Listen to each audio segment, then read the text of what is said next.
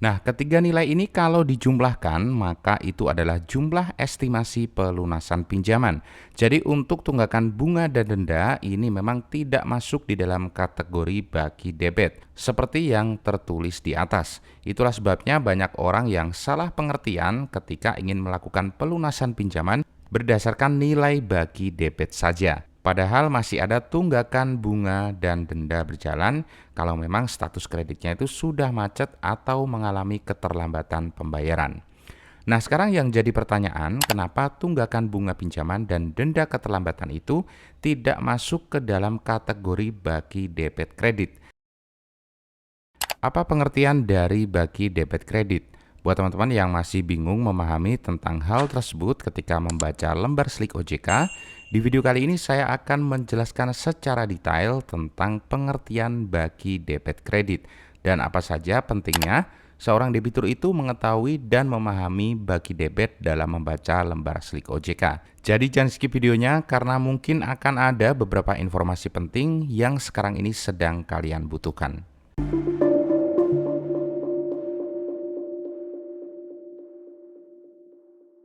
Oke, jadi secara bahasa sederhananya, bagi debit itu adalah sisa pokok hutang. Sekali lagi, pokok hutang ya teman-teman, tidak termasuk bunga dan denda keterlambatan. Karena di luar sana itu banyak sekali orang yang gagal paham tentang pengertian bagi debit.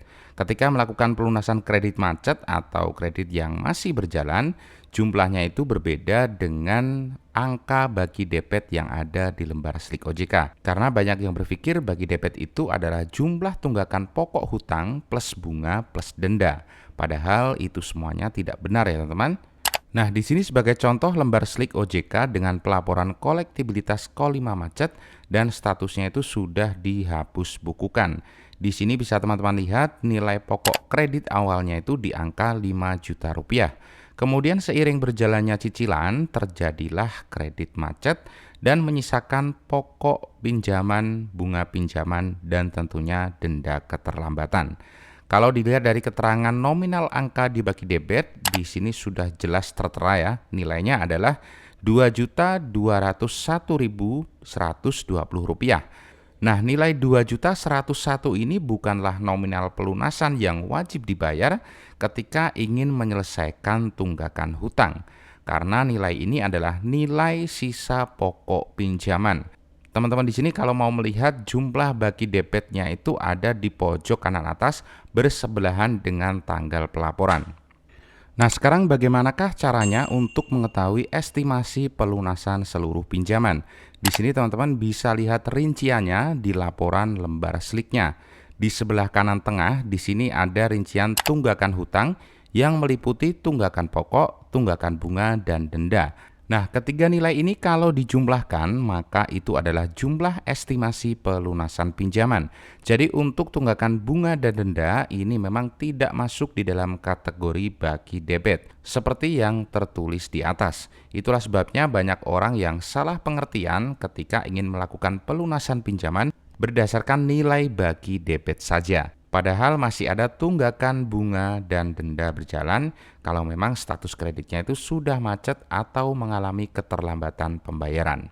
Nah, sekarang yang jadi pertanyaan, kenapa tunggakan bunga pinjaman dan denda keterlambatan itu tidak masuk ke dalam kategori bagi debit kredit? Jawabannya adalah nilai bunga dan denda keterlambatan itu sangatlah fleksibel ya teman-teman, tergantung dari kebijakan lembaga keuangan yang memberikan kita itu pinjaman. Kalau pada saat kalian itu melakukan pelunasan pinjaman, bunga pinjaman dan denda keterlambatan ini bisa kalian negosiasi kepada pihak pemberi pinjaman.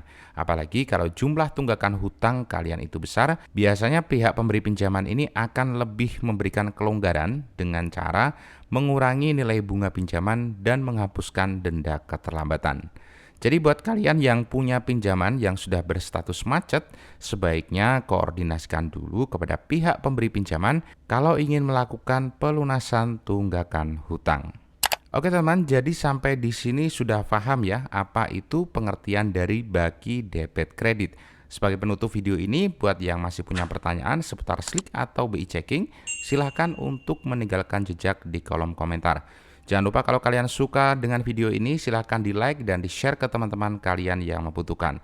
Terima kasih buat yang sudah menyimak, semoga ulasan singkat ini bisa bermanfaat.